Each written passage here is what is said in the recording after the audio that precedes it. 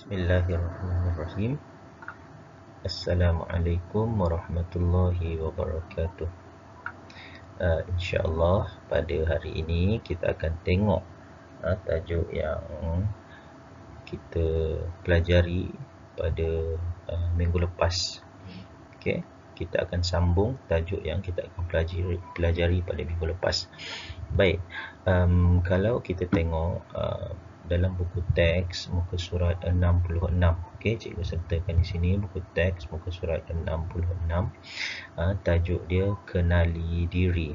Okey, boleh rujuk buku teks awak lepas ni kalau ada latihan, boleh rujuk buku teks.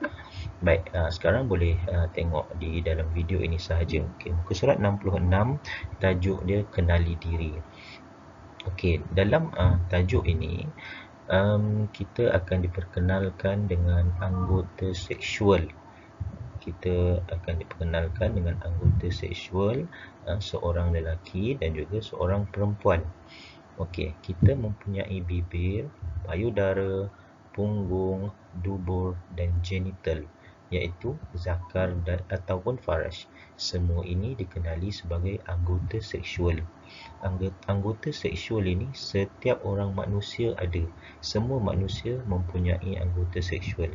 Bagi lelaki, anggota seksualnya adalah dubur, punggung dan juga zakar serta bibir. Okey, bagi perempuan sama juga, cuma perempuan ditambahkan lagi dengan payudara dan juga faraj. Okey, itu adalah anggota seksual yang semua manusia ada, sama ada lelaki ataupun perempuan. Okey, kita tengok sekali lagi. Lelaki ada berapa anggota seksual? Yang pertama sekali punggung, yang kedua dubur, yang ketiga zakar, yang keempat bibir, dan termasuk juga payudara. Bolehlah payudara. Okey, 5. Lelaki ada 5 anggota seksual dan perempuan pun sama juga, cuma dia berbeza sedikit. Perempuan ada punggung yang pertama, kemudian yang kedua dubur, yang ketiga bibir, yang keempat payudara dan yang kelima faraj. Okey, perempuan ada 5 anggota seksual dan lelaki pun ada 5 anggota seksual. Baik, murid-murid semua, kita hendaklah melindungi anggota seksual ini kerana ia adalah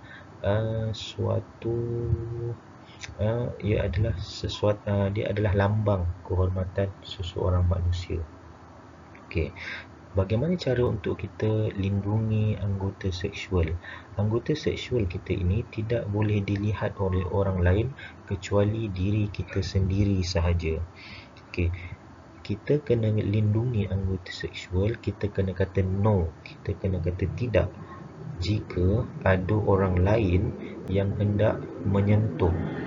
Yang pertama, nak sentuh kita punya anggota seksual. Contohnya ada orang nak sentuh kita punya bibir, ada orang nak sentuh kita punya payudara, ada orang nak sentuh kita punya punggung. Kita kena katakan tidak kerana kita ingin melindungi anggota seksual kita. Itu yang pertama. Ataupun ada orang ingin melihat anggota seksual kita. Contohnya ada seorang lelaki nak tengok anggota seksual seorang wanita, ataupun seorang wanita nak tengok anggota seksual seorang lelaki. Kita kena kata no, tidak, ini adalah anggota seksual saya dan saya perlu lindungi dia. Ataupun yang ketiga, kita hendaklah katakan tidak sekiranya ada orang yang ingin merakam ataupun orang ingin memfoto. Contohnya ada orang nak tangkap gambar anggota seksual kita. No, kita kena halang dan kita tidak boleh benarkan orang untuk merakam ataupun mengambil gambar anggota seksual kita, walaupun dia cuma nak tangkap gambar bibir sahaja. Tidak, kerana bibir juga adalah satu anggota seksual. Dan yang keempat, kita tidak boleh membenarkan jika ada orang ingin memaksa ataupun menyentuh anggota seksual. Contoh, ada bila awak pergi main dekat taman, contohnya awak pergi playground, Untuk murid perempuan, ada soal, ada lelaki yang datang dan ingin menyentuh, contohnya ingin menyentuh dubur, ingin menyentuh punggung awak. No, awak kena katakan tidak. Ataupun murid lelaki pun sama juga, tak kira lah lelaki ke perempuan ke, apabila ada seseorang approach untuk menyentuh, kita kena katakan tidak, serta kita kena larikan diri daripada orang tersebut. Sama ada dia ingin menyentuh dengan dia sebut, dia bagi tahu dengan baik dia nak sentuh, ataupun dia nak paksa. Jadi kita kena katakan tidak dan kita kena jauhkan diri daripada orang tersebut.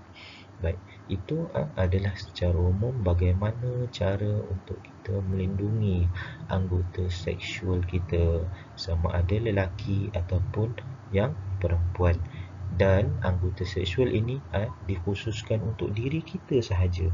Jadi kita tidak boleh share, kita tak boleh bagi orang lain tengok, kita tak boleh bagi orang lain sentuh, kita tak boleh bagi orang lain ambil gambar dan sebagainya. Kerana anggota seksual ini adalah hak mutlak diri kita sahaja, dan kita tidak boleh berkongsi dengan orang lain, kerana anggota seksual adalah maruah kita. Baik, murid-murid semua, kita akan tengok kepada muka surat 67. Muka surat sebelahnya, tajuknya Selamatkan Maruah.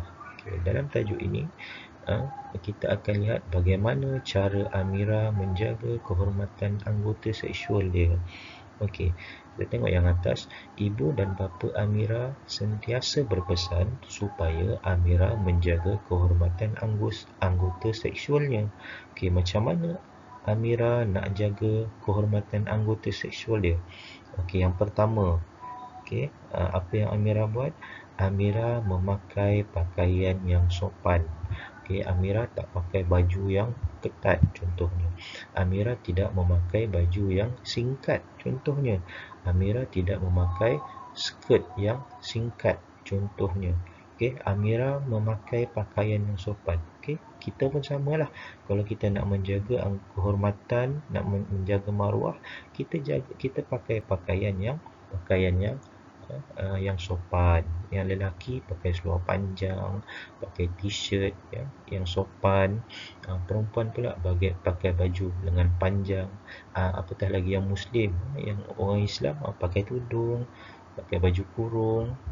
Jadi pakaian yang sopan ini adalah salah satu cara untuk kita menyelamatkan maruah, dan salah satu cara untuk kita menjaga kehormatan anggota seksual kita.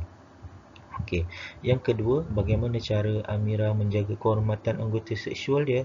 Dia menutup pintu bilik ketika menyalin pakaian. Ada orang, ada murid, bila dia dekat rumah, dia salin pakaian, dia biar je pintu bilik terbuka. Tak boleh. Kerana walaupun awak baru berumur 9 tahun, 9 tahun bermula daripada umur kecil inilah awak kena menjaga kehormatan anggota seksual. Jadi selepas ini, apabila nak salin pakaian, nak mandi contohnya, kena tutup pintu. Tak boleh bagi orang tengok, walaupun kepada ibu dan bapa sendiri, kerana kita kena ada perasaan malu untuk mempamerkan aurat kita kepada orang lain, hatta kepada ibu bapa, kecuali dalam keadaan-keadaan tertentu. Contohnya kalau macam sakit, jadi ibu bapa terpaksa tengok aurat, tak apalah. Ada keadaan-keadaan tertentu diperbolehkan. Dan seterusnya, cara Amira menjaga kehormatan anggota seksual ni, Amira dia elak melalui tempat sunyi seorang diri. Kerana apa? Kerana apabila lalu di tempat yang sunyi, ada kemungkinan orang-orang yang berniat tidak baik akan melakukan perkara-perkara yang tidak baik kepada Amira ataupun kepada kamu lah, contohnya kan. Elak lalu tempat yang sunyi seorang diri. Kalau terpaksa juga, kena lalu juga, pastikan lalu ada teman, ramai-ramai, tak apa. Ramai-ramai lalu tempat yang sunyi, okey. Ataupun kena sentiasa ni lah. Kalau tak ada teman juga, kena cari jalan, biar jauh pun tak apa, asalkan jalan tersebut tidak sunyi. Pastikan jalan tersebut ada orang. Jadi bila orang nak melakukan kejahatan kepada kita, jadi terhalanglah sebab adanya orang lain. Baik, seterusnya kita akan tengok kesan jika Amira tidak menjaga kehormatan anggota seksual dia. Boleh tukarkan Amira ni dengan diri awak lah.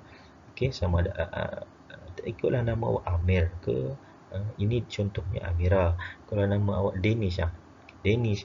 Kalau nama awak siapa, Farhana tak kisah. Amira ni adalah adalah contoh sahaja. Okey, apakah kesan sekiranya kita tidak menjaga kehormatan anggota seksual kita? Okey, yang pertama sekali, mendapat malu dan emosi akan terganggu.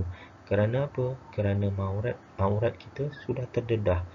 Orang lain sudah melihat aurat kita. Bila orang lain nampak aurat kita, kita akan rasa malu. Bila kita rasa malu, emosi kita pun terganggu. Bila emosi terganggu, jadi inilah, jadi kesihatan emosi kita pun tak stabil dan sebagainya.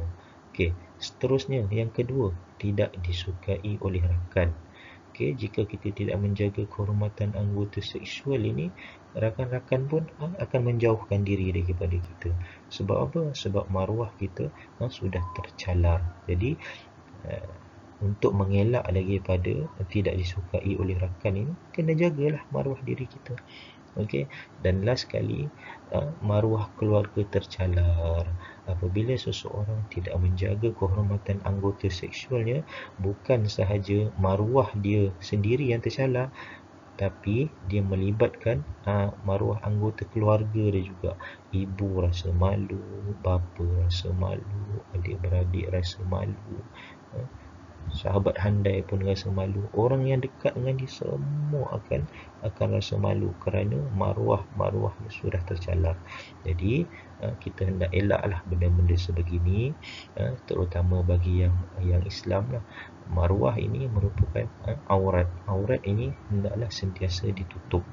Aurat ini adalah aib diri kita, dan aib ini tidak boleh ditunjukkan kepada orang lain. Okey, jadi cikgu rasa setakat itu sahaja. Okey, cikgu harap kamu faham tajuk ini. Yang pertama tadi tentang anggota seksual, yang kedua bagaimana untuk kita melindungi anggota seksual, yang ketiga bagaimana untuk kita menjaga kehormatan anggota seksual, dan yang keempat, kesan jika kita tidak menjaga kehormatan anggota seksual. Jadi cikgu harap awak faham pembelajaran kita pada hari ini, dan selepas ini cikgu harap awak boleh praktikkan di dalam kehidupan seharian. Okey, setakat itu sahaja. Selepas ini boleh jawab soalan yang disediakan. Sekian, cikgu rasa setakat itu sahaja. Wabillahi taufiq wal hidayah. Assalamualaikum warahmatullahi wabarakatuh.